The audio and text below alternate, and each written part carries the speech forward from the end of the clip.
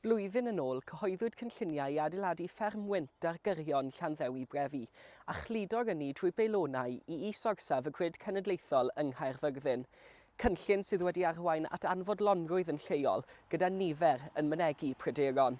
Yn ôl y cynlluniau, byddai'r Peilonnau yn mynd yn syth drwy fferm Beiliau, lle mae Bleddyn, Ann a Rhys Williams yn ffermio, a'r teulu wedi bod yno ag 7 cenhedlaeth.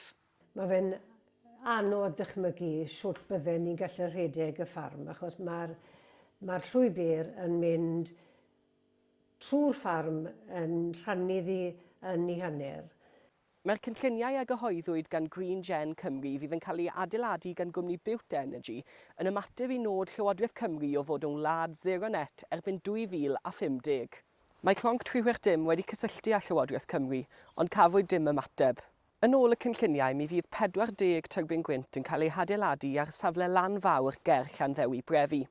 Bydd Peilonnau yn cludo ynni drwy Cellan, Cwman, Llanybyddyr ac Alltwalus cyn cyrraedd is-orsaf yng Nghaerfyrddin, lle bydd y cynllun hwn yn cysylltu â chynllun tebyg yn ardal Dyffryn Tywi. Mae'r 40 tyrbyn gwynt yma yn rhan o'r 86 sydd wedi cynllunio ar gyfer yr ardal. Pam ddyle Cymru gael ei aberthu a'i sarnu mwyn defnyddio gwynt o Gymru a'i gario fe draw i Loegr.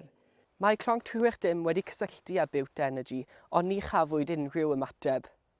Yn ôl Green Gen Cymru, mae'r cynlluniau yn canolbwyntio ar gael cynlleied o effaith a phosib ar amgylchfyd a rheini sy'n byw ac yn gweithio yn yr ardal agos.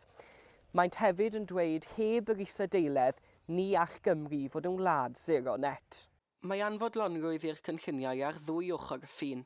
Dyma Denise Owen, cynghorydd Sir Gaerfyrddin ar gyfer ward Llanybyddyr. Yes, we need energy. Yes, we understand that we need to have some kind of route through to the substations, but do we really need to be pylons when we can be underground?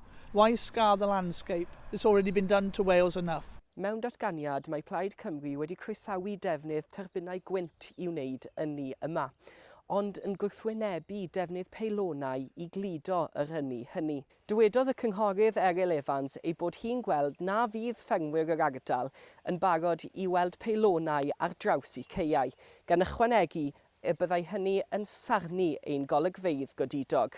Mae'r llwybr trwy'n caeau gorau ni, yn caeau gorau pori ni a'r caeau sylfair, a siwt i ni fod bwydo'n biches ni. We need to work with people in the community to see what's required, what we need and how best to go forward.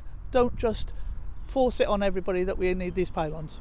Yn dilyn ymgynghoriad anffurfiol yn 2024, mae disgwyl ymgynghoriad ffurfiol yng nghanol y flwyddyn cyn i'r cynlluniau gael eu cyflwyno i gorff annibynnol fydd yn cyhoeddi argymhellion i Lywodraeth Cymru. Yn ei gerdd, dywedodd Gerallt Lloyd Owen, planwyd coed a Peilonnau cadarn, ac mae hynny yn dal i fod yn wir heddiw gyda chynlluniau sydd yn boen i gefn gwlad yn ôl rhai, tra bod eraill yn credu mai yng nghefn gwlad mae ateb Cymru i newid hinsawdd.